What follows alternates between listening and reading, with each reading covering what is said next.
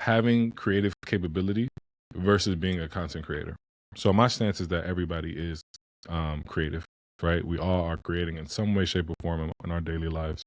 Maybe that's creating more efficiency in our day-to-day routine. Maybe that is creating, unique meals to eat. You know, everyone's a creator. I think we were made to create, essentially. Hmm. But everybody is not a content creator. Everybody doesn't have the ability to take that creative capability and put it into creating content, right? That is a challenge. And if you are willing to do that, there is a lot of upside in being able to transition that creative energy, that creative capability into content.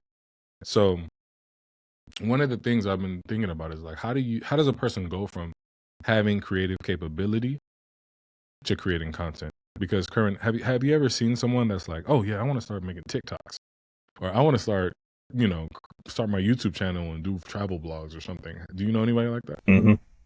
Right? I know a couple people that definitely have thought about it and definitely talked about it as well, myself included. Yeah.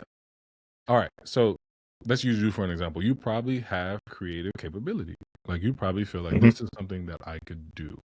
Right. Hmm. Now putting that into practice is increasingly harder because now it takes one commitment.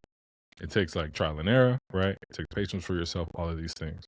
So in my notes, I've been trying to jot down what actually gets a person over the bridge to actually creating content versus just having creative capability. I'll tell you what, like every year, my wife's birthday, I'm trying to be creative and give her something that she might not have had before. You know what I mean? Yep. Get your head out of the gutter. Yep. I am trying to I am trying to help her, basically, and show her that I love her, right? So with that being said, I came up with 4 things. And I'm gonna share with you and see what you think. So the first one is start with what you already know, Hmm. right? I think largely when you see creators, it's a big mimic game. It's like, oh, they're doing this. I'm going to do this, right? With no level of subject matter expertise, with no level of pure interest for that thing. And I don't think that's the way to go, right? But if you start with something that you know, your lived experience, your opinions, right? Something that you've been wired to have a little bit of pattern recognition in, right? You already have a leg up, and it'll just be easier for you to continue to create based on something that you're a little more familiar with.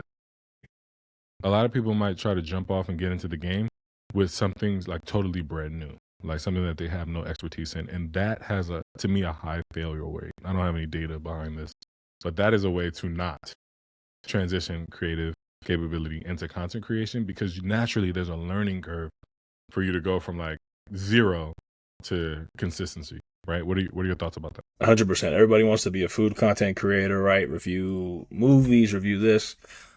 It does take some reps, and it does take a knowledge and a knowledge base, right? I don't know what bitter could be, right? There's sommeliers out there. Yes, we all might drink wine, but there's a different levels to actually being able to rate it. Say, oh, this is good, this is bad.